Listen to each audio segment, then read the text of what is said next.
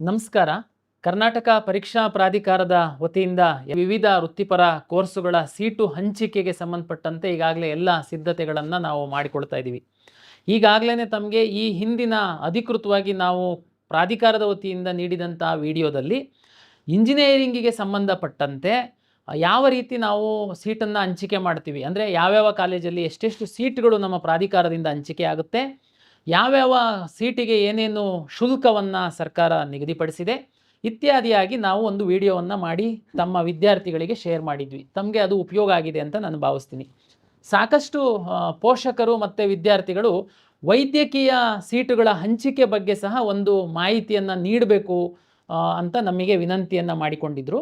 ನಾನು ಈ ಹಿಂದೆ ಸಹ ಹೇಳಿದ್ದೆ, ಬೇರೆ ಬೇರೆ ಕೋರ್ಸನ್ನು ಬೇರೆ ಬೇರೆ ಹಂತದಲ್ಲಿ ನಾವು ವಿಡಿಯೋ ಮಾಡಿ ಬಿಡುಗಡೆ ಮಾಡ್ತೀವಿ ಅಂತೇಳಿ. ತಮಗೆಲ್ಲ ಗೊತ್ತಿರುವಂತೆ ವೈದ್ಯಕೀಯ, ದಂತವೈದ್ಯಕೀಯ ಹಾಗೂ ಆಯುಷ್ ಈ 3 ಕೋರ್ಸ್ಗಳಿಗೆ ಸಂಬಂಧಪಟ್ಟಂತೆ ನೀಟು ಪರೀಕ್ಷೆ ಅಂಕಗಳ ಆಧಾರದ ಮೇಲೆ ಸೀಟು ಹಂಚಿಕೆ ಆಗುತ್ತೆ. ನೀವೆಲ್ಲ ನೀಟ್ ಪರೀಕ್ಷೆಯನ್ನು ಬರೆದಿದ್ದೀರಾ, ಇಲ್ಲಿವರೆಗೆ ನೀಟ್ ರಿಸಲ್ಟ್ ಬಂದಿಲ್ಲ.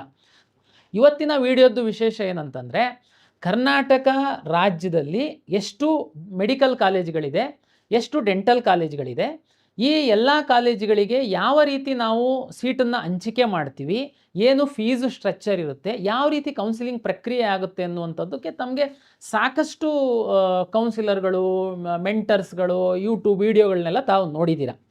ಆದರೆ ನನ್ನ ಒಂದು ಪ್ರಯತ್ನ ಏನು ಅಂತಂದರೆ, ಇಡೀ ಕರ್ನಾಟಕ ರಾಜ್ಯದಲ್ಲಿ ಮೆಡಿಕಲ್ಲು ಡೆಂಟಲ್ಲಿಗೆ ಬಂದಂಥ ಸಂದರ್ಭದಲ್ಲಿ ಯಾರು ಅಧಿಕೃತವಾದಂಥ ಒಂದು body, director of medical education DME, ಅವರು ಒಂದು ಕರ್ನಾಟಕ ರಾಜ್ಯದಲ್ಲಿ ರಾಜೀವ್ ಗಾಂಧಿ ಯೂನಿವರ್ಸಿಟಿಯವರು ಏನು ಪರೀಕ್ಷೆ ಮತ್ತೊಂದೆಲ್ಲ ಮಾಡ್ತಾರೆ, ಅಫಿಲಿಯೇಷನ್ ಕೊಡ್ತಾರೆ. ಈ ಸೀಟು ಹಂಚಿಕೆ ಮಾಡುವಂಥದ್ದು, ಈ ಎಲ್ಲ ಒಂದು ಸೀಟ್ ಮ್ಯಾಟ್ರಿಕ್ಸ್ ಕೊಡುವಂಥ ಎಲ್ಲ ಪ್ರಕ್ರಿಯೆಯಲ್ಲಿ ಒಂದು ಬಾಡಿ ಅಂತಂದರೆ DME ಅವರು ಆಗ್ತಾರೆ. ಮೆಡಿಕಲ್ ಎಜುಕೇಷನ್ನ ಅನುಮತಿ ಮೇಲೆ ಅವ್ರು ಕೆಲಸ ಮಾಡ್ತಿರ್ತಾರೆ. ಅದಕ್ಕೆ ನಾನಿವತ್ತು ಮೆಡಿಕಲ್ಲು ಮತ್ತು ಡೆಂಟಲ್ಲು ಸೀಟು ಹಂಚಿಕೆ, ಕಾಲೇಜು ಮತ್ತು ಫೀಸಿನ ಮಾಹಿತಿ ಕುರಿತು ತಮಗೆ ವಿವರಣೆಯನ್ನು ನೀಡುವಂಥದ್ದಕ್ಕೆ ಡೈರೆಕ್ಟರ್ ಆಫ್ ಮೆಡಿಕಲ್ ಎಜುಕೇಷನ್ ಇಲಾಖೆಯಲ್ಲಿ ಉಪನಿರ್ದೇಶಕರಾಗಿರುವಂತಹ, ಈ ಎಲ್ಲ ಪ್ರಕ್ರಿಯೆಗಳಲ್ಲಿ ಭಾಗಿಯಾಗಿರುವಂತಹ ಶ್ರೀನಿವಾಸ್ ಮೂರ್ತಿ ಅವರನ್ನು ನಾವು ಇವತ್ತು ನಮ್ಮ ಸ್ಟುಡಿಯೋಕ್ಕೆ ಕರೆಸಿದ್ದೀವಿ. ಅಂದರೆ ಇದು ಅಧಿಕೃತ ಮಾಹಿತಿ, ಅಂದರೆ ಇಲಾಖೆಯವರು ವಿದ್ಯಾರ್ಥಿಗಳಿಗೆ ಮತ್ತು ಪೋಷಕರಿಗೆ ಮೆಡಿಕಲ್ಲು ಮತ್ತು ಡೆಂಟಲ್ಲಿಗೆ ಸಂಬಂಧಪಟ್ಟಂತಹ ಮಾಹಿತಿಯನ್ನು ಅಧಿಕೃತವಾಗಿ ತಮಗೆ ನೀಡ್ತಾರೆ. ತಾವು ದಯಮಾಡಿ ಆ ಮಾಹಿತಿಯನ್ನು ತಾವು ಕೇಳಿ, ತಮಗೆ ಮತ್ತು ಯಾವುದಾದ್ರೂ ಅನುಮಾನಗಳು ಬಂತು ಅಂತಂದರೆ ನಾವು ಮುಂದಿನ ದಿನಗಳಲ್ಲಿ ನಾವು ತಮಗೆ ಕಳಿಸ್ತೀವಿ. ತಾವು ಮೇಯ್ಲು ಏನಾದರೂ ನಮಗೆ ಮಾಡಿದರೆ ಸಹ ನಾವು ಅದನ್ನು ತಮಗೆ ಸರಿಯಾದ ಮಾಹಿತಿ ಕೊಡುವಂತಹ ಪ್ರಯತ್ನವನ್ನು ನಾವು ಮಾಡ್ತೀವಿ. ಎಲ್ಲರಿಗೂ ನಮಸ್ಕಾರ. ನಾನು ಡಾಕ್ಟರ್ ಶ್ರೀನಿವಾಸ್ ಮೂರ್ತಿ, ಉಪನಿರ್ದೇಶಕರು, ವೈದ್ಯಕೀಯ ಶಿಕ್ಷಣ ನಿರ್ದೇಶನಾಲಯ. ಇವತ್ತು ವೈದ್ಯಕೀಯ ಶಿಕ್ಷಣ ಇಲಾಖೆ ಹಾಗೂ ಕರ್ನಾಟಕ ಪರೀಕ್ಷಾ ಪ್ರಾಧಿಕಾರದ ವತಿಯಿಂದ ಬಹಳಷ್ಟು ಪೋಷಕರಲ್ಲಿ ಮತ್ತು ವಿದ್ಯಾರ್ಥಿಗಳಲ್ಲಿ ಕೆಲವೊಂದು ಗೊಂದಲಗಳು, ಪ್ರಶ್ನೆಗಳು, ಹೇಗೆ ಇದನ್ನು ಕೌನ್ಸಿಲಿಂಗ್ ಪ್ರಕ್ರಿಯೆಯನ್ನು ನಾವು ಭಾಗವಹಿಸಬೇಕು, ಅದರ ಕುರಿತಾಗಿ ಮಾಹಿತಿ ಎಲ್ಲಿ ದೊರೆಯುತ್ತದೆ ಎಂಬಿತ್ಯಾದಿ ಕ್ವಶನ್ಗಳು ಅಥವಾ ಪ್ರಶ್ನೆಗಳು ತಮ್ಮಲ್ಲಿ ಇರುತ್ತದೆ. ಸೊ ಆದಷ್ಟು ತಕ್ಕ ಮಟ್ಟಿಗೆ ಈ ವಿಡಿಯೋ ಮೂಲಕ ತಮ್ಮಲ್ಲಿ ಕೆಲವೊಂದು ಮಾಹಿತಿಯನ್ನು ಹಂಚಿಕೊಂಡು, ಹಾಗೂ ಮುಂದಿನ ದಿನಗಳಲ್ಲಿ ಆಪ್ಷನ್ ಎಂಟ್ರಿಯಿಂದ ಹಿಡಿದು ಸೀಟ್ ಸೆಲೆಕ್ಷನ್ನಿಂದ ಹಿಡಿದು ಕಾಲೇಜುಗಳ ಕುರಿತಾಗಿ ಮಾಹಿತಿಯಿಂದ ಹಿಡಿದು ಮತ್ತು ಈ ಪ್ರಕ್ರಿಯೆಯಲ್ಲಿ ಯಾವ ರೀತಿ ಭಾಗವಹಿಸಬೇಕು, ಶುಲ್ಕವನ್ನು ಯಾವ ರೀತಿ ಭರಿಸಬೇಕು, ಅಡ್ಮಿಷನ್ ಯಾವ ರೀತಿ ತಗೋಬೇಕು ಎನ್ನುವ ಎಲ್ಲ ಮಾಹಿತಿಯನ್ನು ವಿಡಿಯೋ ಮೂಲಕ ತಮ್ಮಲ್ಲಿ ಹಂಚಿಕೊಳ್ಳಲಾಗುವುದು. ಹೀಗಾಗಿ ನಾನು ತಮ್ಮಲ್ಲಿ ಕೇಳಿಕೊಳ್ಳೋದೇನೆಂದರೆ, ಆದಷ್ಟು ತಾವು ಮಧ್ಯವರ್ತಿಗಳ ಮೂಲಕ ಇದರ ಕುರಿತಾಗಿ ವ್ಯವಹರಿಸದೆ ನಿರಂತರವಾಗಿ ಕರ್ನಾಟಕ ಪರೀಕ್ಷಾ ಪ್ರಾಧಿಕಾರದ ವೆಬ್ಸೈಟನ್ನು ಹಾಗೂ ನಾವೇನೋ ವೆಬ್ಸೈಟಲ್ಲಿ ಪಬ್ಲಿಷ್ ಮಾಡ್ತೀವೋ ಬ್ರೋಷರನ್ನು ಕುಲಂಕುಷವಾಗಿ ತಾವು ಓದಿದಲ್ಲಿ ತಮ್ಮ ಎಲ್ಲ ಸಂಶಯಗಳು, ಡೌಟ್ಗಳು ದೂರವಾಗುತ್ತವೆ ಎಂದು ನಾನು ಅಭಿಪ್ರಾಯಪಡುತ್ತೇನೆ. ಒಟ್ಟಾರೆಯಾಗಿ ನಮ್ಮ ರಾಜ್ಯದಲ್ಲಿ 71 ವೈದ್ಯಕೀಯ ಕಾಲೇಜುಗಳು ಹಾಗೂ 45 ದಂತ ವೈದ್ಯಕೀಯ ಕಾಲೇಜುಗಳು ಕಾರ್ಯನಿರ್ವಹಿಸುತ್ತಿದೆ. ಈ 71 ವೈದ್ಯಕೀಯ ಕಾಲೇಜುಗಳಲ್ಲಿ 24 ಸರ್ಕಾರಿ ಒಡೆತನದಲ್ಲಿದೆ ಹಾಗೂ ಬಾಕಿ ಇರೋದೆಲ್ಲ ಪ್ರೈವೇಟ್ ಮೆಡಿಕಲ್ ಕಾಲೇಜಾಗಿರ್ತದೆ. ಹಾಗೆ 45 ಏನು ದಂತ ವೈದ್ಯಕೀಯ ಕಾಲೇಜುಗಳಿದ್ದಾವೆ, ಅದರಲ್ಲಿ 3 ಕಾಲೇಜುಗಳು ಸರ್ಕಾರಿ ಕಾಲೇಜುಗಳಾಗಿವೆ ಹಾಗೂ ಬಾಕಿ ಇರೋ ಕಾಲೇಜುಗಳೆಲ್ಲ ಪ್ರೈವೇಟ್ ಡೆಂಟಲ್ ಕಾಲೇಜಸ್. ಸೊ ಇವತ್ತೇನು ನಾನು ತಮ್ಮಲ್ಲಿ ಮಾಹಿತಿಯನ್ನು ಹಂಚಿಕೊಳ್ಳಲು ಬಯಸುತ್ತೇನೆಂದರೆ, ಭಾಳಷ್ಟು ತಮ್ಮಲ್ಲಿ ಈಗ ಈ ಪರೀಕ್ಷೆ ಬರೆದಾಗಿದೆ, ಫಲಿತಾಂಶ ಯಾವಾಗ ಬರ್ಬೋದು, ಬಂದ ನಂತರ ನಾವು ಏನು ಮಾಡಬೇಕು, ಯಾವ ರೀತಿ ನಾವು ಮುಂದುವರಿಬೇಕು ಎನ್ನುವ ತಮ್ಮ ಆತಂಕ ಅಥವಾ ಕುತೂಹಲ ಒಂದು ಇರುತ್ತದೆ. ಈ ಫಲಿತಾಂಶವೇನಾದರೂ ಪ್ರಕಟವಾದ ನಂತರ ನಾವು ಮೆಡಿಕಲ್ ಕೌನ್ಸಿಲಿಂಗ್ ಕಮಿಟಿ ಅವರು ಪ್ರಸ್ತುತಪಡಿಸುವ ಅಥವಾ ಅವರು ಹೊರಡಿಸುವ ಟೈಮ್ ಶೆಡ್ಯೂಲ್ ಅದರ ಪ್ರಕಾರ ಕಾರ್ಯನಿರ್ವಹಿಸುತ್ತೇವೆ. ಆಲ್ ಇಂಡಿಯಾ ಕೋಟಾ ಸೀಟುಗಳಿಗೆ ಹಾಗೂ ಡೀಮ್ಡ್ ಯೂನಿವರ್ಸಿಟಿ ಕೋಟಾ ಸೀಟುಗಳಿಗೆ ಮೆಡಿಕಲ್ ಕೌನ್ಸಿಲಿಂಗ್ ಕಮಿಟಿ ವತಿಯಿಂದ ಕೌನ್ಸಿಲಿಂಗ್ ನಡೆಸಲಾಗುತ್ತದೆ. ಹಾಗೂ ಕರ್ನಾಟಕ ಸರ್ಕಾರದ ಕೋಟಾ ಸೀಟುಗಳಿಗೆ ಕರ್ನಾಟಕ ಸರ್ಕಾರ ಪರವಾಗಿ ಕಾರ್ಯನಿರ್ವಹಿಸುತ್ತಿರುವ ಕರ್ನಾಟಕ ಪರೀಕ್ಷಾ ಪ್ರಾಧಿಕಾರದ ವತಿಯಿಂದ ಸೀಟು ಹಂಚಿಕೆ ಮಾಡಲಾಗುತ್ತದೆ. ಈ ಎರಡೂ ಸೀಟು ಹಂಚಿಕೆಯು ನಮ್ಮ ಮೆಡಿಕಲ್ ಕೌನ್ಸಿಲಿಂಗ್ ಕಮಿಟಿಗೆ ಏನು ಟೈಮ್ ಶೆಡ್ಯೂಲ್ ಇಶ್ಯೂ ಮಾಡ್ತಾರೆ ಅದರ ಮೇಲೆಯೇ ಅವಲಂಬಿತರಾಗುತ್ತದೆ. ಆಲ್ ಇಂಡಿಯಾ ಕೋಟಾ ಸೀಟುಗಳಿಗೆ ಸೀಟು ಹಂಚಿಕೆ ಆದ 1 ವಾರ ಅಥವಾ 10 ದಿನಗಳ ನಂತರ ನಮ್ಮ ಕರ್ನಾಟಕ ಪರೀಕ್ಷಾ ಪ್ರಾಧಿಕಾರದ ಕೌನ್ಸಿಲಿಂಗ್ ಪ್ರಕ್ರಿಯೆ ಶುರುವಾಗುತ್ತದೆ. ಮಾನ್ಯ ಸರ್ವೋಚ್ಚ ನ್ಯಾಯಾಲಯವು ಅದರಲ್ಲಿ ಹೊರಡಿಸಿರುವ ಆದೇಶದಂತೆ ಈ ಕೌನ್ಸಿಲಿಂಗ್ ಪ್ರಕ್ರಿಯೆಯು 4 ಸುತ್ತುಗಳಲ್ಲಿ ನಡೆಯುತ್ತದೆ. ಮೊದಲನೇ ಸುತ್ತು, 2ನೇ ಸುತ್ತು, 3ನೇ ಸುತ್ತು ಅಥವಾ ಮಾಪಪ್ ರೌಂಡ್, 4ನೇ ಸುತ್ತು ಅದು ಸ್ಟ್ರೇ ವೇಕೆನ್ಸಿ ರೌಂಡ್. ಸೊ ಈ 4 ಸುತ್ತುಗಳು ಮೆಡಿಕಲ್ ಕೌನ್ಸಿಲಿಂಗ್ ಕಮಿಟಿ ಮತ್ತು ಕರ್ನಾಟಕ ಪರೀಕ್ಷಾ ಪ್ರಾಧಿಕಾರದ್ದು ಪ್ಯಾರಲಲ್ ಆಗಿ, ಅಂದರೆ ಮೆಡಿಕಲ್ ಕೌನ್ಸಿಲಿಂಗ್ ಕಮಿಟಿ ವತಿಯಿಂದ 1 ವಾರದ ಅಂತರದಲ್ಲಿ ನಮ್ಮದು ಫಸ್ಟ್ ರೌಂಡ್ ನಮ್ಮಲ್ಲಿ ಸ್ಟಾರ್ಟ್ ಆಗುತ್ತದೆ. ಹೀಗಾಗಿ ಇವೆರಡು ಓವರ್ಲ್ಯಾಪ್ ಆಗಲ್ಲ. ಅಂದರೆ ನಿಮಗೇನಾದರೂ ಆಲ್ ಇಂಡಿಯಾ ಕೋಟಾದಲ್ಲಿ ಭಾಗವಹಿಸಿ ಇಚ್ಛೆ ಇದ್ದು ಅಲ್ಲಿ ಏನಾದರೂ ಸೀಟ್ ದೊರೆತಲ್ಲಿ ಅಲ್ಲಿ ತಗೋಬೋದು. ಅಲ್ಲಿ ಭಾಗವಹಿಸಿ ನಿಮಗೆ ಸೀಟ್ ದೊರೆಯದೇ ಹೋದರೆ ಕರ್ನಾಟಕ ಪರೀಕ್ಷಾ ಪ್ರಾಧಿಕಾರದ ನಾವು ಪ್ರಾರಂಭಿಸುವ ಕೌನ್ಸಿಲಿಂಗಲ್ಲಿ ಭಾಗವಹಿಸಿ ಇಲ್ಲಿ ಕೂಡ ಸೀಟನ್ನು ಆಯ್ಕೆ ಮಾಡಲು ತಮಗೆ ಅವಕಾಶ ಇರುತ್ತದೆ. ಸೊ ಈ ಕುರಿತಾಗಿ ತಮ್ಮಲ್ಲಿ ಯಾವುದೇ ಗೊಂದಲ ಬೇಡ. ಸೊ ನಾನು ತಮ್ಮಲ್ಲಿ ಕೇಳಿಕೊಳ್ಳೋದೇನೆಂದರೆ, ತಾವು ನಿರಂತರವಾಗಿ ಮೆಡಿಕಲ್ ಕೌನ್ಸಿಲಿಂಗ್ ಕಮಿಟಿ ವತಿಯಿಂದ ಏನು ಪಬ್ಲಿಷ್ ಮಾಡ್ತಾರೆ ಬ್ರೋಷರು ಅಥವಾ ಟೈಮ್ ಶೆಡ್ಯೂಲ್ ಅದನ್ನು ನೋಡ್ತಾ ಇರಬೇಕು.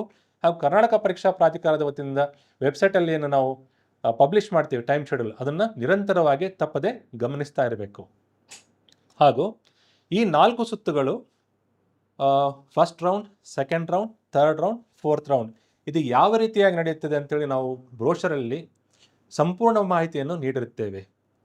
ಹಾಗೂ ನಾವು ಇದರಲ್ಲಿ ಪಾಲಿಸಬೇಕಾದ ನಿಯಮಗಳೇನಿದೆ, ಯಾವ ರೀತಿ ಅಪ್ಲೈ ಮಾಡಬೇಕು, ಯಾವ ರೀತಿ ಆಪ್ಷನ್ ಎಂಟ್ರಿ ಹಾಕಬೇಕು, ಯಾವ ರೀತಿ ಸೀಟ್ ಸೆಲೆಕ್ಷನ್ ಆದ ತಕ್ಷಣ ಕಾಲೇಜು ಹೋಗಿ ಜಾಯ್ನ್ ಆಗಬೇಕು, ಫೀಸ್ ಅನ್ನು ಕರ್ನಾಟಕ ಪರೀಕ್ಷಾ ಪ್ರಾಧಿಕಾರದಲ್ಲೇ ತಾವು ಭರಿಸಬೇಕಾಗಿರೋದ್ರಿಂದ ಅದನ್ನು ಕೂಡ ತಾವು ಮಾಹಿತಿಯನ್ನು ತಮಗೆ ಸಂಪೂರ್ಣವಾಗಿ ನೀಡಲಾಗುತ್ತದೆ. ಹೀಗಾಗಿ ಯಾವುದೇ ಮಧ್ಯವರ್ತಿಗಳ ಆಶ್ವಾಸನೆಗೆ ತಾವು ಒಳಗಾಗಿ ವಂಚನೆಗೊಳಗಾಗದೆ, ಆತಂಕಕ್ಕೊಳಗಾಗದೆ ಸಂಪೂರ್ಣವಾಗಿ KE ವೆಬ್ಸೈಟನ್ನು ಓದಿದಲ್ಲಿ ಅಥವಾ ಬ್ರೋಷರನ್ನು ನೋಡಿದಲ್ಲಿ ಹಾಗೂ ಮೆಡಿಕಲ್ ಕೌನ್ಸಿಲಿಂಗ್ ಕಮಿಟಿಯವರು ಏನು ಪಬ್ಲಿಷ್ ಮಾಡ್ತಾರೆ ಬ್ರೋಷರ್ ಅದನ್ನು ಸಂಪೂರ್ಣವಾಗಿ ಓದಿದಲ್ಲಿ ತಮಗೆ ಪೂರ್ಣವಾದ ಮಾಹಿತಿ ಲಭಿಸಿ ತಮ್ಮ ಆತಂಕವೆಲ್ಲ ದೂರವಾಗೋದರಲ್ಲಿ ಸಂಶಯವಿಲ್ಲ ಎಂದು ನಾನು ಆಶಯ ವ್ಯಕ್ತಪಡಿಸುತ್ತೇನೆ. ಮುಂದುವರೆದು ಈಗ ನಮ್ಮ ಸೀಟ್ ಡಿಸ್ಟ್ರಿಬ್ಯೂಷನ್ ಈ ಕಾಲೇಜುಗಳಲ್ಲಿ ಯಾವ ರೀತಿ ಆಗುತ್ತದೆ. ಈಗ ನಾವು ಸರ್ಕಾರಿ ವೈದ್ಯಕೀಯ ಕಾಲೇಜುಗಳನ್ನು ನೋಡಿದಲ್ಲಿ 15% ಸೀಟುಗಳನ್ನು ನಾವು ಆಲ್ ಇಂಡಿಯಾ ಕೋಟಾ ಮೂಲಕ ಅದು MCCನೇ ಫಿಲಪ್ ಮಾಡುತ್ತೆ. ಹಾಗೂ ಉಳಿದ 85% ಸೀಟುಗಳನ್ನು ನಮ್ಮ ಕರ್ನಾಟಕ ಪರೀಕ್ಷಾ ಪ್ರಾಧಿಕಾರದ ವತಿಯಿಂದ ನಾವು ಭರ್ತಿ ಮಾಡುತ್ತೇವೆ. ನೀವು ಪ್ರೈವೇಟ್ ಕಾಲೇಜುಗಳಿಗೆ ಬಂದಲ್ಲಿ ಪ್ರೈವೇಟ್ ಕಾಲೇಜಿನವರು ಒಂದು 40% ಸೀಟುಗಳನ್ನು ಅಥವಾ ಮೈನಾರಿಟಿ ಕಾಲೇಜ್ ಆದರೆ 20-25% ಸೀಟುಗಳನ್ನು ಅವರು ಸರ್ಕಾರಕ್ಕೆ ಬಿಟ್ಟುಕೊಡುತ್ತಾರೆ. ಬಾಕಿ ಒಂದು 70-65% ಸೀಟುಗಳನ್ನು ಅವರು ಪ್ರೈವೇಟ್ ಕೋಟಾ ಸೀಟುಗಳಾಗಿ ಪರಿವರ್ತಿಸಿ NRI ಕೋಟಾ ಹಾಗೂ ಮ್ಯಾನೇಜ್ಮೆಂಟ್ ಕೋಟಾಗಳಿಗೆ ಪರಿವರ್ತಿಸಿ ಅದರ ಅಡಿಯಲ್ಲಿ ತುಂಬಲಾಗುತ್ತದೆ. ಹಾಗೂ ನಮ್ಮ ಮಾನ್ಯ ಸರ್ವೋಚ್ಚ ನ್ಯಾಯಾಲಯದ ಆದೇಶದಂತೆ ಈ ಎಲ್ಲ 4 ಸುತ್ತುಗಳು ಆನ್ಲೈನ್ ಮೂಲಕ ನಡೆಸಲಾಗುತ್ತದೆ. ಸೊ ತಮಗೆ ಯಾವುದಾದ್ರೂ ಮಧ್ಯವರ್ತಿಗಳು NRI ಕೋಟಾ ಸೀಟುಗಳನ್ನು ಕೊಡಿಸುವುದಾಗಲಿ ಅಥವಾ ಮ್ಯಾನೇಜ್ಮೆಂಟ್ ಕೋಟಾ ಸೀಟುಗಳನ್ನು ತಾವೇ ಖುದ್ದಾಗಿ ಕೊಡಿಸುವುದಾಗಲಿ ತಮ್ಮಲ್ಲಿ ಏನಾದರೂ ಹೇಳಿದರೆ ಅದನ್ನು ನಂಬದೆ ಈ ಎಲ್ಲ ಸೀಟುಗಳನ್ನು ಕರ್ನಾಟಕ ಪರೀಕ್ಷಾ ಪ್ರಾಧಿಕಾರದಿಂದ ಆನ್ಲೈನ್ ಮುಖಾಂತರವೇ ಮೆರಿಟ್ ಆಧಾರದ ಮೇಲೆ ತುಂಬಲಾಗುವುದು ಎಂದು ತಮ್ಮಲ್ಲಿ ಸ್ಪಷ್ಟಪಡಿಸುತ್ತೇನೆ.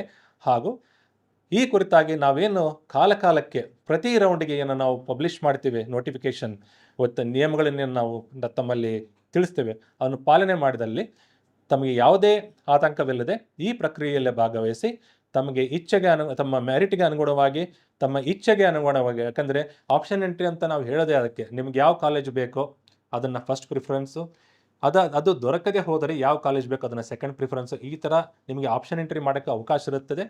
ಆ ಆಪ್ಷನ್ ಎಂಟ್ರಿ ಮೂಲಕ ತಮಗೆ ಯಾವುದೇ ಕಾಲೇಜ್ ಇಷ್ಟನೋ ಅದನ್ನು ಆಯ್ಕೆ ಮಾಡಿ ತಮ್ಮ ಮೆರಿಟ್ ಆಧಾರದ ಮೇಲೆ ಸೀಟ್ ದೊರೆತಲ್ಲಿ ತಾವು ಪ್ರವೇಶಾತಿಯನ್ನು ಪಡೆಯಬಹುದಾಗಿರುತ್ತದೆ. ಮುಂದುವರೆದು ಈ ಕರ್ನಾಟಕ ಪರೀಕ್ಷಾ ಪ್ರಾಧಿಕಾರದಿಂದ ಒಂದು ಮಹತ್ತರವಾದ ಒಂದು ಕೆಲಸವನ್ನು ಅವರು ಕೈಗೊಂಡಿದ್ದಾರೆ. ಅದೇನೆಂದರೆ ನಮ್ಮ ಕರ್ನಾಟಕ ಪರೀಕ್ಷಾ ಪ್ರಾಧಿಕಾರದ ವೆಬ್ಸೈಟಲ್ಲಿ ಎಲ್ಲ ಕಾಲೇಜುಗಳ ಕುರಿತಾಗಿ ಮಾಹಿತಿಯನ್ನು ಹಂಚಿಕೊಳ್ಳಲಾಗಿದೆ. ಆ ಕಾಲೇಜಲ್ಲಿ ಇರುವ ಸೌಲಭ್ಯಗಳು, ಆ ಕಾಲೇಜಿನಲ್ಲಿರುವ ಸಂಪೂರ್ಣ ಮಾನವ ಸಂಪನ್ಮೂಲವಾಗಲಿ ಅಥವಾ ಇನ್ಫ್ರಾಸ್ಟ್ರಕ್ಚರ್ ಆಗಲಿ, ಅದರ ಫೋಟೋ ಸಹಿತ ಎಲ್ಲ ಮಾಹಿತಿಯು ಕರ್ನಾಟಕ ಪರೀಕ್ಷಾ ಪ್ರಾಧಿಕಾರದ ವೆಬ್ಸೈಟ್ನಲ್ಲಿ ಲಭ್ಯ ಇರೋದರಿಂದ ತಾವು ಆ ವೆಬ್ಸೈಟನ್ನು ಸರಿಯಾಗಿ ನೋಡಿ ತಮ್ಮ ಇಚ್ಛೆಗೆ ಅನುಗುಣವಾಗಿ ಕಾಲೇಜನ್ನು ಆಯ್ಕೆ ಮಾಡಲು ತಾವು ಸಂಪೂರ್ಣ ಸ್ವತಂತ್ರರಾಗಿರುತ್ತೀರಿ. ಶ್ರೀನಿವಾಸ ಮೂರ್ತಿಯವರು ತಮಗೆಲ್ಲ ಈಗಾಗಲೇ ಡೆಂಟಲ್ಲು ಮತ್ತು ಮೆಡಿಕಲ್ ಸೀಟು ಎಷ್ಟಿರುತ್ತೆ, ಯಾವ ಶೇರಿಂಗ್ ಇರುತ್ತೆ, ನಾವು ಏನು ಅಲಾಟ್ ಮಾಡ್ತೀವಿ ಮತ್ತು MCC ಅವರು ಏನು ಸೀಟ್ಗಳನ್ನು ಅಲಾಟ್ ಮಾಡ್ತಾರೆ ಮತ್ತು ಫೀಸು ಯಾವ ರೀತಿ ಇರುತ್ತೆ, ಎಷ್ಟು ರೌಂಡಲ್ಲಿ ಸೀಟನ್ನು ಹಂಚಿಕೆ ಮಾಡ್ತಾರೆ ಅಂತನ್ನುವಂಥದ್ದನ್ನು ಶ್ರೀನಿವಾಸ ಮೂರ್ತಿಯವರು ಅಧಿಕೃತವಾಗಿ ಉಪನಿರ್ದೇಶಕರು DME ಅವರು ತಮಗೆ ತಿಳಿಸ್ಕೊಟ್ಟಿದ್ದಾರೆ. ನಾನು ಪೋಷಕರಿಗೆ ಮತ್ತು ವಿದ್ಯಾರ್ಥಿಗಳಿಗೆ ಅಂತಿಮವಾಗಿ ನಾನು ಏನು ಹೇಳಲಿಕ್ಕೆ ಇಚ್ಛೆ ಪಡ್ತೀನಿ ಅಂತಂದರೆ, 100% ಸೀಟ್ಗಳು ಕರ್ನಾಟಕ ಪರೀಕ್ಷಾ ಪ್ರಾಧಿಕಾರದ ಮುಖಾಂತರವೇ ಹಂಚಿಕೆ ಆಗುತ್ತೆ. ದಯಮಾಡಿ ಅರ್ಥ ಮಾಡ್ಕೊಳ್ಳಿ. ಸೀಟು ಶೇರಿಂಗನ್ನು ಏನು ಎಕ್ಸ್ಪ್ಲೈನ್ ಮಾಡಿದ್ದಾರೆ ಅದರಲ್ಲಿ ಸರ್ಕಾರ 3 ಥರದ ಸೀಟ್ಗಳಿಗೆ ಫೀಸನ್ನು ನಿಗದಿಪಡಿಸುತ್ತೆ. ತಾವು ಈಗಾಗಲೇ ಅವರೊಂದು ಏನು ಟೇಬಲ್ ಹಾಕಿದ್ರು ಅದರಲ್ಲಿ ತಾವು ನೋಡಿದ್ದೀರಾ. ಮ್ಯಾನೇಜ್ಮೆಂಟು ಮತ್ತು NRIಗೆ ಏನು ಸೀಟ್ಗಳು ನಿಗದಿಪಡಿಸಿದೆ ಸರ್ಕಾರ, ಆ 2 ಕೆಟಗರಿ ಸೀಟ್ಗಳಿಗೆ ಮ್ಯಾನೇಜ್ಮೆಂಟ್ ಅವರು ಫೀಸನ್ನು ನಿಗದಿಪಡಿಸುವಂತಹ ಅಧಿಕಾರವನ್ನು ಮೆಡಿಕಲ್ ಕಾಲೇಜವರು ಹೊಂದಿದ್ದಾರೆ. ಆದರೆ ನೇರವಾಗಿ ಅಡ್ಮಿಷನ್ ಮಾಡಿಕೊಳ್ಳುವಂಥ ಅಧಿಕಾರವನ್ನು ಅವರು ಹೊಂದಿಲ್ಲ. ದಯಮಾಡಿ ಅರ್ಥ ಮಾಡ್ಕೊಳ್ಳಿ. ಸುಪ್ರೀಂ ಕೋರ್ಟ್ ಆದೇಶ ಮತ್ತು ಸರ್ಕಾರದ ಒಂದು ಆದೇಶದಂತೆ 100% ಸೀಟ್ಗಳು ಕರ್ನಾಟಕ ಪರೀಕ್ಷಾ ಪ್ರಾಧಿಕಾರದ ಮುಖಾಂತರವೇ ಹಂಚಿಕೆ ಆಗುವಂಥದ್ದು. ಈಗ ನನಗೆ ಯಾಕೆ ಇದನ್ನು ನಾನು ನಿಮಗೆ ವಿಶೇಷವಾಗಿ ಒತ್ತು ಕೊಟ್ಟು ಹೇಳೋ ಪ್ರಯತ್ನ ಮಾಡ್ತಾ ಇದ್ದೀನಿ ಅಂತಂದರೆ, ಸಾಕಷ್ಟು ಪೋಷಕರು ಈಗಾಗಲೇ ತಾವು ಮೆಡಿಕಲ್ ಕಾಲೇಜ್ಗಳಿಗೆ ಓಡಾಡಲಿಕ್ಕೆ ಶುರು ಮಾಡಿದ್ದೀರಾ. ಮ್ಯಾನೇಜ್ಮೆಂಟ್ ಸೀಟ್ಗಳಿಗೆ ನಮಗೆ ಅಡ್ಮಿಷನ್ ಕೊಟ್ಬಿಡಿ, ನಾವು ದುಡ್ಡು ಕೊಟ್ಬಿಡ್ತೀವಿ ಅಂತ. ನಿಮಗೆ ಕೆಲವರು ಫೋನ್ ಮಾಡಿ ನಾವು ನಿಮಗೆ ಮ್ಯಾನೇಜ್ಮೆಂಟ್ ಸೀಟ್ ಕೊಡಿಸ್ತೀವಿ ಬನ್ನಿ ಮಾತಾಡೋಣ ಅಂತ ನಿಮಗೆ ಕರೀತಾ ಇದ್ದಾರೆ. ಇದೆಲ್ಲ ನಮಗೆ ಮಾಹಿತಿ ಇದೆ. ನಿಮಗೆ ಯಾವ ಕಾಲೇಜವರು ನಿಮಗೆ ಖಂಡಿತ ನೀವು ಬನ್ನಿ ನಾವು ನಿಮಗೆ ಸೀಟ್ ಕೊಡ್ತೀವಿ ಅಂತ ಯಾವ ಕಾಲೇಜವರು ಹೇಳಲ್ಲ. ಯಾಕೆಂದರೆ ಎಲ್ಲ ಕಾಲೇಜವರು ಒಂದು ಮೆಡಿಕಲ್ ಕಾಲೇಜ್ ನಡೆಸ್ತಾರೆ ಅಂತಂದರೆ ಅವರಿಗೆ ಸಂಪೂರ್ಣ ಕಾನೂನು ಜ್ಞಾನ ಇರುತ್ತೆ. ಅವರಿಗೆ ಗೊತ್ತು ಮ್ಯಾನೇಜ್ಮೆಂಟು NRIದು ಫೀಸ್ ಫಿಕ್ಸ್ ಮಾಡೋ ಅಧಿಕಾರ ಮಾತ್ರ ನಮಗಿದೆ. ಸೀಟು ನೀಟ್ ರ್ಯಾಂಕ್ ಆಧಾರದ ಮೇಲೆ ಪ್ರಾಧಿಕಾರದ ವತಿಯಿಂದನೇ ಸೀಟ್ ಹಂಚಿಕೆ ಆಗುವಂಥದ್ದು ಅಂತ. ಆದರೆ ಮಧ್ಯವರ್ತಿಗಳು ನಾವು ನಿಮಗೆ ಸೀಟ್ ಕೊಡಿಸ್ತೀವಿ ಬನ್ನಿ ಮಾತಾಡಿ ನಿಮಗೆ ಇಷ್ಟು ರಿಯಾಯಿತಿ ಕೊಡ್ತೀವಿ, ದಯಮಾಡಿ ನಂಬೇಡಿ. 100% ಸೀಟ್ಗಳು ಪ್ರಾಧಿಕಾರದ ವತಿಯಿಂದ ಅಲಾಟ್ ಆಗುತ್ತೆ.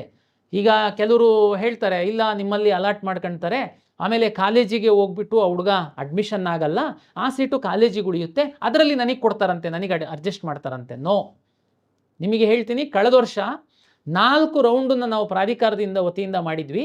4 ರೌಂಡ್ ಅಡ್ಮಿಷನ್ ಆದಮೇಲೆ 4 ವಿದ್ಯಾರ್ಥಿಗಳು 4 ಕಾಲೇಜಲ್ಲಿ ಹೆಲ್ತ್ ಗ್ರೌಂಡ್ ಮೇಲೆ ಅವರು ಕಾಲೇಜನ್ನು ಬಿಟ್ಟು ಹೋದರು. ಅವ್ರದ್ದು ನಾವು ಫೈನ್ ಹಾಕಿ ಫೋರ್ಫಿಟ್ ಮಾಡಿದ್ವಿ ಅವ್ರದ್ದು ಫೀಸು. ಜೊತೆಗೆ ಸುಪ್ರೀಂ ಕೋರ್ಟ್ ಅವರ ನಿರ್ದೇಶನದಂತೆ ಸ್ಪೆಷಲ್ ಸ್ಟೇ ವೇಕೆನ್ಸಿ ರೌಂಡ್ ಅಂತ ಮಾಡಿದ್ವಿ ನಾವು ಕಳೆದ ವರ್ಷ. ಆವಾಗ 4 ಸೀಟನ್ನು ನಾವು ತಗೊಂಡು ನಾವು ಅಲಾಟ್ ಮಾಡಿದ್ದೀವಿ ಬೇಸ್ಡ್ ಆನ್ ರ್ಯಾಂಕ್. ಇಲ್ಲಿ ರ್ಯಾಂಕ್ ಬೈಪಾಸ್ ಆಗಲ್ಲ. ನಿಮ್ಮ ರ್ಯಾಂಕ್ ಏನಿದೆ, ಎಷ್ಟು ಹುಡುಗರು ಭಾಗವಹಿಸಿದ್ದಾರೆ. ನಿಮಗೆ ಸಿಂಪಲ್ಲಾಗಿ ಹೇಳೋದಾದರೆ, ವಿಶೇಷವಾಗಿ ನಮ್ಮ ಗ್ರಾಮೀಣ ಭಾಗದ ಪೋಷಕರಿಗೆ, ನಿಮ್ಮ ಹತ್ರ ಹಣ ಇದೆ, ನೀವು ಮ್ಯಾನೇಜ್ಮೆಂಟ್ ಕಳ್ಸೋದಕ್ಕೇ ಇದ್ದೀರಾ, ನಿಮ್ಮ ಮಗುದು ರ್ಯಾಂಕು ಕಡಿಮೆ ಇದೆ. ಈಗ ಉದಾಹರಣೆಗೆ ಒಂದು 10 ಮ್ಯಾನೇಜ್ಮೆಂಟ್ ಸೀಟ್ ಇದೆ, 100 ವಿದ್ಯಾರ್ಥಿಗಳು ಹಣ ಕೊಟ್ಟು ಆ ಮ್ಯಾನೇಜ್ಮೆಂಟ್ ಸೀಟಿಗೆ ಹೋಗೋದಕ್ಕೆ ರೆಡಿ ಇದ್ದಾರೆ. ಆದರೆ 10 ಸೀಟ್ ಇದೆ, 100 ವಿದ್ಯಾರ್ಥಿಗಳು ಯಾರು ನಮ್ಮ ಕೌನ್ಸಿಲಿಂಗಲ್ಲಿ ಭಾಗವಹಿಸಿರ್ತಾರೆ ಎಲ್ಲರೂ ದುಡ್ಡು ಕೊಡೋದಕ್ಕೇ ಭಾಗವಹಿಸಿರ್ತಾರೆ. ಯಾರು 10 ಜನ ಟಾಪರ್ಸ್ ಇರ್ತಾರೆ, ಯಾರ್ದು ನೀಟ್ ರ್ಯಾಂಕ್ ಇರುತ್ತೆ, ಅವರಿಗೆ ಮಾತ್ರ ಸೀಟ್ ಅಲಾಟ್ ಮಾಡ್ತೀವಿ. ನೀವು ಯಾವುದೇ ಬೈಪಾಸಲ್ಲಿ ನಿಮಗೆ ಮ್ಯಾನೇಜ್ಮೆಂಟ್ ಅವ್ರು ಪರಿಚಯ ಇದ್ದಾರೆ, ಅವರು ಪರಿಚಯ ಇದ್ದಾರೆ, ಇವ್ರು ಪರಿಚಯ ಇದ್ದಾರೆ, ನನಗೆ ಮೆಂಟರ್ ಹೇಳಿದ್ದಾರೆ, ಬ್ರೋಕರ್ ಹೇಳಿದ್ದಾರೆ, ಇಷ್ಟು ಕಡಿಮೆ, ನೋ, ನಂಬೇಡಿ. ಇದು 100% ನಮ್ಮಿಂದ ಅಲಾಟ್ ಆಗುತ್ತೆ. ಇದು ನಂಬೋದಾ? ಖಂಡಿತ ನಂಬಿ ಅಧಿಕೃತವಾಗಿ ನಾವು ಅಲಾಟ್ ಮಾಡೋರು ಹೇಳ್ತಾ ಇದ್ದೀವಿ. ಜೊತೆಗೆ ಈಗ ಏನು ಮಾಡಬೇಕು, ನೀಟ್ ರಿಸಲ್ಟ್ ಬಂದ ಮೇಲೆ ನಾವು ಕೌನ್ಸಿಲಿಂಗ್ ಶುರು ಮಾಡುವಂಥದ್ದು. ಅಲ್ಲಿಯವರೆಗೆ ನಾನು ಇಂಜಿನಿಯರಿಂಗ್ ವಿದ್ಯಾರ್ಥಿಗಳಿಗೆ ಹೇಳ್ದಂತೆ ನಿಮಗೂ ಹೇಳುವಂಥದ್ದು, ಡೆಂಟಲ್ಲು ಮತ್ತು ಮೆಡಿಕಲ್ಲಿಗೆ ಸಂಬಂಧಪಟ್ಟಂತೆ ಯಾರು ನಿಮ್ಮ ಮಕ್ಕಳಿಗೆ ಕಳಿಸ್ಬೇಕು ಅಂತ ಆಸೆ ಇದೆ, ಕಳೆದ ವರ್ಷ ಯಾವ ಕಾಲೇಜಲ್ಲಿ ಸರ್ಕಾರಿ seat, open seat, management seat ಯಾವ್ಯಾವ ರೌಂಡಲ್ಲಿ ಎಷ್ಟೆಷ್ಟು ನೀಟ್ ರ್ಯಾಂಕಿಗೆ ನಿಂತಿದೆ, ದಯಮಾಡಿ ನೀವು ನಮ್ಮ ವೆಬ್ಸೈಟಲ್ಲಿ ರೌಂಡ್ ವಾರು ಕಟ್ ಆಫ್ ಇದೆ, ಒಮ್ಮೆ ತಾವು ನೋಡಿ. ನಿಮಗೆ ಯಾರ ಒಂದು ಸಹಾಯನೂ ಬೇಕಾಗಿಲ್ಲ. ನಿಮ್ಮ ವಿದ್ಯಾರ್ಥಿ PUC ಪಾಸ್ ಮಾಡಿದ್ದಾರೆ, ದಯಮಾಡಿ ನಮ್ಮ ವೆಬ್ಸೈಟಲ್ಲಿ ಕಳೆದ ವರ್ಷದ ಕಟ್ ಆಫನ್ನು ನೋಡಿ, ಏನು ಕಟ್ ಆಫ್ ನಿಂತಿದೆ ಅಂತನ್ನುವಂಥದ್ದು ನಿಮಗೊಂದು ಐಡಿಯಾ ಬರುತ್ತೆ. ಅಷ್ಟಕ್ಕೆ ಈ ಸರಿ ನಿಲ್ಲುತ್ತಾ? ಇಲ್ಲ. ತಮಗೆಲ್ಲ ಗೊತ್ತಿದೆ, ಈ ಸರಿ ನೀಟು ಪರೀಕ್ಷೆ ತುಂಬ ಕಷ್ಟ ಇತ್ತು, ಈ ಥರದ್ದೆಲ್ಲದೂ ಇದೆ. ಅದು ನೀಟ್ ರಿಸಲ್ಟ್ ಬಂದ ಮೇಲೆ ನಿಮಗೊಂದು ಐಡಿಯಾ ಬರುತ್ತೆ. ಆದರೆ ಕಳೆದ ವರ್ಷ ಏನು ಕಟ್ ಆಫ್ ಆಗಿತ್ತು ನಿಮಗೆ ಯಾರೂ ಹೇಳ್ಕೊಡೋದು ಬೇಡ. ನಮ್ಮ ಪ್ರಾಧಿಕಾರದ ವೆಬ್ಸೈಟಲ್ಲಿ ನಿಮ್ಮ ಮಗುಗೆ ಟಾಸ್ಕ್ ಕೊಡಿ, ಹೋಗಿ ನಿಮ್ಮ ಮಗು ಕಟ್ ಆಫ್ ಕಳೆದ ವರ್ಷ ಏನಿತ್ತು ಅನ್ನುವಂಥದ್ದು, ಮತ್ತು ಯಾವ್ಯಾವ ಕಾಲೇಜಲ್ಲಿ ಎಷ್ಟೆಷ್ಟು ಸೀಟ್ ಇದೆ, ಅದು ಕಳೆದ ವರ್ಷ ಎಷ್ಟು ಸೀಟ್ ಇದೆ ಅಂತನ್ನುವಂಥದ್ದು ತಾವು ವೆಬ್ಸೈಟಲ್ಲಿ ನೋಡ್ಕೊಳ್ಳಿ. ಹಾಗಾಗಿ ಪೋಷಕರಲ್ಲಿ ಮತ್ತು ವಿದ್ಯಾರ್ಥಿಗಳಲ್ಲಿ ವಿನಂತಿ, ದಯಮಾಡಿ ತಾವು ಹಣ ಇದೆ, ನಾವು ಮ್ಯಾನೇಜ್ಮೆಂಟ್ ಸೀಟ್ ತಗೊಳ್ತೀವಿ, ಹಣ ಇದೆ, ನನಗೆ ಯಾರೋ ಹೆಲ್ಪ್ ಮಾಡಿಬಿಡ್ತಾರೆ, ಹಣ ಇದೆ, ನನಗೆ KEನಲ್ಲಿ ಎಲ್ಲ ನನಗೆ ಪರಿಚಯ ಇದ್ದಾರೆ, ಕಾಲೇಜಲ್ಲಿ ಪರಿಚಯ ಇದ್ದಾರೆ, ನನಗೆ ಯಾರೋ ದೊಡ್ಡ ಜನ ಪರಿಚಯ ಇದ್ದಾರೆ, ನಾನು ಮ್ಯಾನೇಜ್ ಮಾಡಿಬಿಟ್ಟು ಸೀಟ್ ತಗೊಳ್ತೀನಿ. ಖಂಡಿತ ಪೋಷಕರು ನಂಬೇಡಿ, ವಿದ್ಯಾರ್ಥಿಗಳನ್ನು ನಂಬೇಡಿ, ಅದಕ್ಕೆ ಅವಕಾಶ ಇಲ್ಲ. 100% ಪಾರದರ್ಶಕವಾಗಿ ಸೀಟು ಹಂಚಿಕೆ ಪ್ರಾಧಿಕಾರದ ವತಿಯಿಂದ ಆಗುತ್ತೆ. ತಮಗೆ ಪ್ರತಿ ಹಂತದಲ್ಲಿ ನಾವು ತಮಗೆ ಮಾಹಿತಿಯನ್ನು ಕೊಡ್ತಾ ಹೋಗ್ತೀವಿ. ಕರ್ನಾಟಕ ಪರೀಕ್ಷಾ ಪ್ರಾಧಿಕಾರದ ವತಿಯಿಂದನೇ ನಾವು ಈ ವಿಡಿಯೋನ ಮಾಡಿ ಅಪ್ಲೋಡ್ ಮಾಡ್ತಾ ಇದ್ದೀವಿ. ನಮ್ಮ ಪ್ರಾಧಿಕಾರದ ಯೂಟ್ಯೂಬ್ ಚಾನಲ್ ಸಹ ಇದೆ, ತಾವು ಸಬ್ಸ್ಕ್ರೈಬ್ ಆದರೆ ನಿಮಗೆ ಯಾವ್ಯಾವ ನಮ್ಮ ಲೇಟೆಸ್ಟ್ ವೀಡಿಯೋಸ್ ಬರುತ್ತೆ ತಮಗೆ ಸಿಗ್ತಾ ಇರುತ್ತೆ. ಎಲ್ಲರಿಗೂ ನಮಸ್ಕಾರ.